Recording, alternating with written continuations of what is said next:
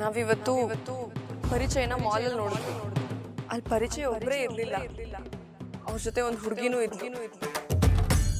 ನಾನು ಶಂಕರ ಅವ್ರ ಜೊತೆ ಹಾಸ್ಪಿಟಲ್ಗೆ ಹೋದಾಗ ಪರಿಚಯನ ಅದೇ ಹುಡುಗಿ ಜೊತೆ ಮತ್ತೆ ನೋಡಿದೆ. ಅದು ಅದ್ಗೆ ಅಲ್ಲ ಅಪ್ಪಾಜಿ, ಬೇರೆ ಯಾರೋ ಹುಡುಗಿ. ಅವನಿಗೆ ಈಗಾಗಲೇ ಮದ್ವೆ ಆಗಿದೆ ಅಮ್ಮ, ಅವನಿಗೆ ಹೆಂಡತಿನೂ ಇದ್ದಾಳೆ, ಅವನ ಜೊತೆನೆ ಇದ್ದಾಳೆ. ಆದ್ರೂ ಈ ಪಾಪಿ ಇನ್ನೊಂದು ಮದ್ವೆ ಆಗಕ್ಕೆ ಹೊರಟಿದ್ದಾನೆ.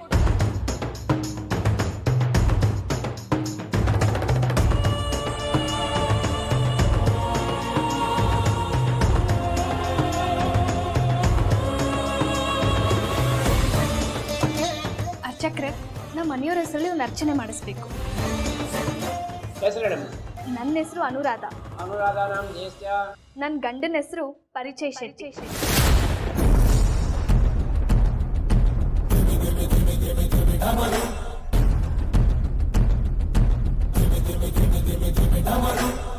ನಿಮ್ಮ ನೋವಲ್ಲಿ ನಲಿವಲ್ಲಿ ನನಗೂ ಶೇರ್ ಇದೆ ಗ್ರೀಷ್ಮ ಅವರೇ. ಗ್ರೀಷ್ಮ ಅವ್ರನ್ನ ತುಂಬ ಇಷ್ಟಪಡ್ತಿದ್ದೀನಿ. ನನ್ನ ಲೈಫ್ನ ಅವ್ರ ಜೊತೆ ಶೇರ್ ಮಾಡ್ಕೋಬೇಕು ಅಂತ ಆಸೆ ಪಡ್ತಿದ್ದೀನಿ.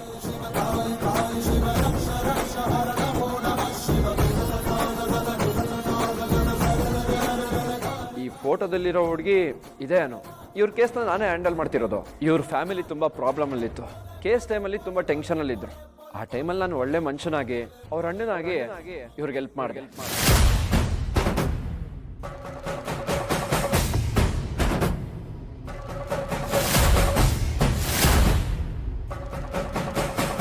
ಇವತ್ತಿಗೆ ನನಗೆ 3 ತಿಂಗಳು. ಹಾಗೆ ನಮ್ಮ ಹುಟ್ಟೋ ಮಗುಗೂ ಒಳ್ಳೇದಾಗಲಿ ಅಂತ ಅರ್ಚನೆ ಮಾಡಿಕೊಡಿ.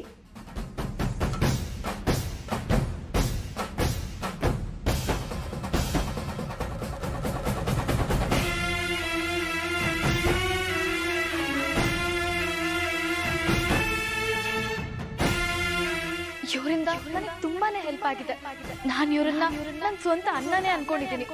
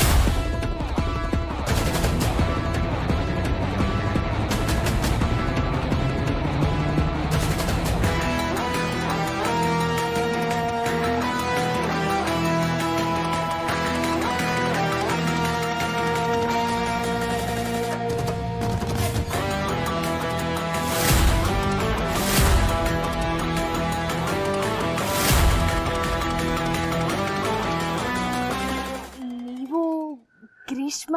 ಹಾ, ನಾನೇ. ಗುರ್ಸಿಕ್ತಾನು ಅವತ್ತಿದ್ದ ಹಳೆ ಗ್ರೀಷ್ಮನು ಇವತ್ತಿರೋ ಗ್ರೀಷ್ಮನು ಇಬ್ರು ಒಂದೇ ಅಂತ ನಿಮ್ಗಾದ್ರೂ ಅನ್ನಿಸ್ತಲ್ಲ? ಏನ್ ಗೊತ್ತಾನು, ಅವತ್ತಿದ್ದ ಹಳೆ ಗ್ರೀಷ್ಮನ ಸ್ವತಃ ನಾನೇ ಮರ್ತೋಗ್ಬಿಟ್ಟಿದ್ದೀನಿ. ಅಷ್ಟ್ರ ಮಟ್ಟಿಗೆ ಹಳೆ ಗ್ರೀಷ್ಮ ಕಳೆದೋಗಿದ್ದಾಳೆ. ನೀವೆಲ್ಲ ಸೇರ್ಕೊಂಡು ಅವಳನ್ನ ಕಳ್ಳಿ ಹಾಕಿದ್ದೀರಾ. ಅಲ್ಲ ಅನು, ನನ್ನನ್ನ ಎಲ್ಲೂ ಸಲ್ದೇ ಇರೋ ಹಾಗೆ ನನ್ನ ಜೀವನನ ಹಾಳು ಮಾಡಿ ಇವಾಗ ನಿನ್ಗೆ, ನಿನ್ ಗಂಡನ್ಗೆ, ನಿನ್ ಮಗುಗೆ ಒಳ್ಳೇದಾಗ್ಲಿ ಅಂತ ದೇವ್ರ ಹತ್ರ ಕೇಳ್ತಿದ್ಯಲ್ಲ, ಏನ್ ಹೇಳಿ ನಿನ್ಗೆ? ಗ್ರೀಷ್ಮ ನೋಡು, ಈ ಮಾತೆಲ್ಲ ಬೇಡ. ನನಗ್ ಬೇಕು, ನಾನ್ ಮಾತಾಡ್ಬೇಕು ಅನು. ಇಷ್ಟು ದಿನದಿಂದ ನಾನು ಯಾರ ಜೊತೆನೂ ಮನಸ್ ಬಿಚ್ಚಿ ಮಾತಾಡಿಲ್ಲ ಗೊತ್ತಾ? ಅದೇ ನಿನ್ ಸೋಕಾಳ್ ಗಂಡ ನನ್ನ ಮದ್ವೆ ಮಂಟಪದಿಂದ ಅಲ್ಲೇ ಬಿಟ್ಟೋದ ನೋಡು. ಅವತ್ತಿಂದ ಇವತ್ ನನ್ನ ತಡಿಬೇಡ ಅನು. ಇವತ್ ನಾನ್ ಮಾತಾಡ್ತೀನಿ, ನೀನು ಮಾತಾಡ್ತೀಯ. ನೀನು ಮಾತಾಡ್ಲೇಬೇಕು. ಯಾಕೆ ಹೀಗ್ ಮಾಡ್ದೆ? ನಾನೇನ್ ಮಾಡ್ದೆ? ಒಬ್ಳು ಹೆಣ್ಣಾಗಿ ಇನ್ನೊಬ್ಳು ಹೆಣ್ಣಿನ ಜೀವನನ ಹಾಳು ಮಾಡಿ ಈ ತರ ಕೇಳ್ತಿದ್ಯಲ್ಲ, ನಾಚಿಕೆ ಆಗಲ್ವೇನೆ ನಿನ್ಗೆ? ನಿನ್ ಗಂಡನ್ಗೆ ಎಲ್ರೂ ಎದುರುಗಡೆ ರಾಖಿ ಕಟ್ಟಿದ್ಯಲ್ಲ, ನಿನಗ್ ಮನಸ್ಸಾಕ್ಷಿ ಅನ್ನೋದೇ ಇಲ್ವಾ? ಈಗ್ಲಾದ್ರೂ ನಿಜ ಹೇಳುವನು, ಯಾಕೆ ಹೀಗ್ ಮಾಡ್ದೆ? ನಾನ್ ನಿಮ್ಗೆಲ್ಲ ಏನ್ ಅನ್ಯಾಯ ಮಾಡಿದ್ದೆ ಅಂತ ನನ್ನ ಜೀವನದಲ್ಲಿ ಈ ತರ ಆಟ ಆಡಿದ್ರಿ? ಹೇಳೇ ಅದು ಬಾಯ್ ಬಿಟ್ಟು ಮಾತಾಡೆ. ಹೌದು, ಆಟ ಆಡ್ದೆ. ಏನಿವಾಗ? ನನ್ ಗಂಡನ್ ಮರ್ಯಾದೆ, ಅವ್ರ ಗೌರವ ಉಳಿಸೋದಕ್ಕೋಸ್ಕರ ಅವ್ರ ಹೆಂಡತಿಯಾಗಿ ಜಸ್ಟ್ ಹೆಲ್ಪ್ ಮಾಡ್ದೆ. ಅದ್ರಿಂದ ನಿನ್ ಜೀವನ ಹಾಳಾಯ್ತು ಅಂದ್ರೆ?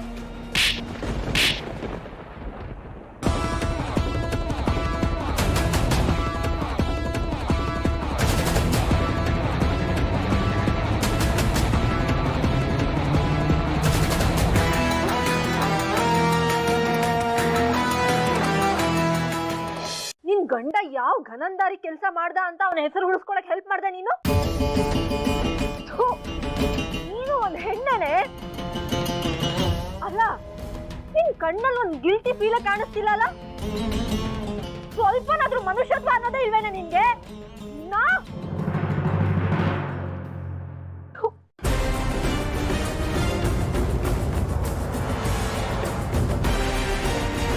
ನಿನ್ನಿಂದಾಗಿ ನನ್ನಪ್ಪ, ಅಮ್ಮ, ಅಣ್ಣ, ನನ್ನ ಅಕ್ಕ ಎಲ್ರೂ ಎದುರಾಕೊಂಡೆ. ಹಠಕ್ ಬಿದ್ದು ಯಾರನ್ನೋ ಮದ್ವೆ ಆಗಿ ಅವ್ರೆಲ್ರಿಂದನೂ ದೂರ ಆದೆ. ಇವತ್ತು ಅಳಕ್ಕೂ ಆಗ್ದೆ, ಅನುಭವಿಸಕ್ಕೂ ಆಗ್ದೆ. ಕ್ಷಣ ಕ್ಷಣಕ್ಕೂ ಸತ್ತು ಬದುಕ್ತಾ ಇದ್ದೀನಿ. ಆದ್ರೆ ನನ್ನ ಈ ಪರಿಸ್ಥಿತಿಗೆ ತಂದು ಪೂಜೆ ಅಭಿಷೇಕ ಅಂತ ಎಲ್ಲ ಮಾಡಿಸ್ತಾ ಇದ್ದೀರಲ್ಲ, ನಿಜವಾಗ್ಲೂ ನಿನ್ಗೆ, ನಿನ್ ಗಂಡನ್ಗೆ, ನಿನ್ ಮಗುಗೆ ಆ ದೇವ್ರು ಒಳ್ಳೇದ್ ಮಾಡ್ತಾನ?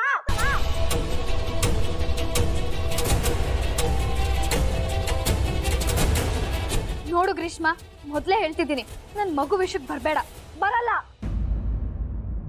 ನಿನ್ ಮಗು ವಿಷಯಕ್ಕೆ ನಾನು ಬರಲ್ಲ. ಆದ್ರೆ ಅನು, ಇನ್ನು ಹುಟ್ಟದೇ ಇರೋ ಮಗು ಬಗ್ಗೆ ಇಷ್ಟೊಂದು ಕಾಳಜಿ ತೋರ್ಸೋ ನೀನು ಬೇರೆಯವ್ರ ಮನೆ ಹೆಣ್ಮಗಳು ಜೀವನೇ ಹಾಳು ಮಾಡ್ದಿಯಲ್ಲೇ. ಆಗ ಅವಳು ಯಾರ್ದೋ ಮಗು ಅಂತ ನಿನಗೆ ಗೊತ್ತಾಗ್ಲಿಲ್ವಾ? ಗ್ರೀಷ್ಮಾ ಪ್ಲೀಸ್, ಇವಾಗ ಇದ್ರ ಬಗ್ಗೆ ಮಾತಾಡಿ ಏನು ಪ್ರಯೋಜನ ಇಲ್ಲ. ಆಗಿರೋದೆಲ್ಲ ಆಗೋಗಿದೆ. ಇವಾಗ ನೀನೆಷ್ಟೇ ಹತ್ತು ಕರೆದ್ರು ಗೋಳಾಡಿದ್ರು ಏನು ಬದಲಾಯಿಸಕ್ಕಾಗಲ್ಲ. ಎಲ್ರೂ ಹೋರಾಟ ಮಾಡೋದೇ ಬದುಕೋಕೋಸ್ಕರ. ಇದು ನಾನ್ ಬದುಕೋಕೋಸ್ಕರ ಮಾಡಿದ್ದು. Everything is fair in love and bar, ಗೊತ್ತಲ್ವಾ? ಅವತ್ ಪರಿಚಯ್ ಅವ್ರ ಫ್ಯಾಮಿಲಿಗೋಸ್ಕರ ನಿನ್ನನ್ನ ಮದ್ವೆ ಆಗೋಕ್ ಒಪ್ಕೊಂಡ. ನೀನು ಖುಷಿಯಾಗಿ ನನ್ ಪರಿಚಯನ ಮದ್ವೆ ಆಗೋಕ್ ಹೊರಟೆ. ಅಷ್ಟೆಲ್ಲ ಆದ್ಮೇಲೂ ನಿಮ್ಮಿಬ್ರು ಮದ್ವೆ ನಿಂತೋದ್ಮೇಲೂ ಕೊನೆಗ್ ಪರಿಚಯ ನನ್ನ ಹತ್ರ ಬಂದ್ರು. ಅದು ನನ್ ಪ್ರೀತಿಗಿರೋ ತಾಕತ್ತು.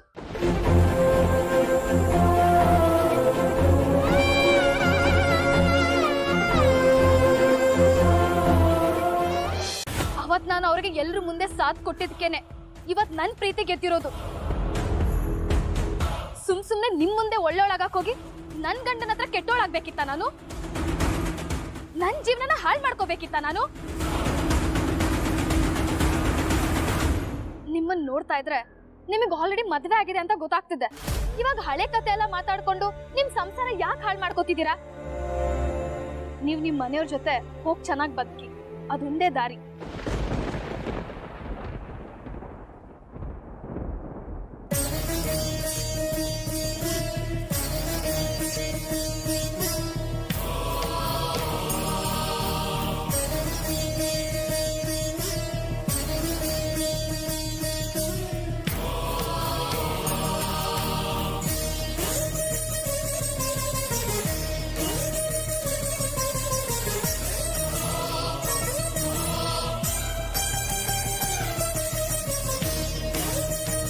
ನೀವ್ ನಿಮ್ ಮನೆಯವ್ರ ಜೊತೆ ಹೋಗ್ ಚೆನ್ನಾಗಿ ಬದುಕಿ, ಅದೊಂದೇ ದಾರಿ.